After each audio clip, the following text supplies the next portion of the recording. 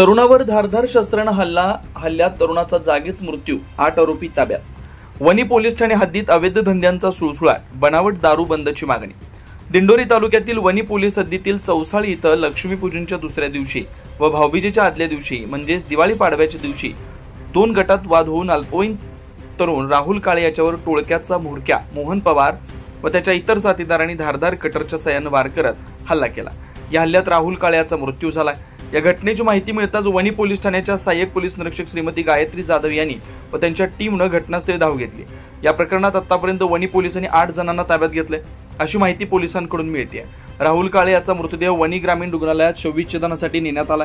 दरम्यान दिंडोरी तालुक्यातील यांनी विनंती केली की वणी ते करंजखेड फाटा सापुतारा महामार्गालगत 2 नंबरची दारू बिनबोभाटपणे होत असून या अनुषंगाने वारंवार गंभीर घटना होत आहेत। अनेक असामाजिक तत्व दारू पिऊन कोणत्याही स्तरावर जातात, त्यामुळे अशा गंभीर घटना घडत आहेत। बेकायदेशीर हॉटेल्स यांच्यावर कारवाई करण्याची तसेच वाईन शॉप व बियर शॉप यांना परवानगी देऊ नये अशी मागणी समस्त गावकरी यांनी केली।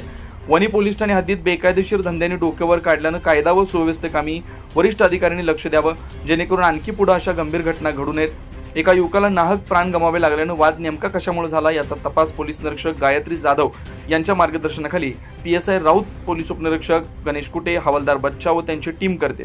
दरम्यान या घटनेने ऐन दिवाळी सणाच्या दिवसातच ही धक्कादायक घटना घडल्याने चौसाळे गावासह दिंडोरी तालुक्यात एकच खळबळ उडाली। या घटनेबाबत सहाय्यक पोलीस निरीक्षक गायत्री जाधव यांनी नागरिकांना शांततेचे आवाहन करत अफवांवर विश्वास न ठेवण्याचे आवाहन केले। 24 live Maharashtra news bureau, Nashik, Wani.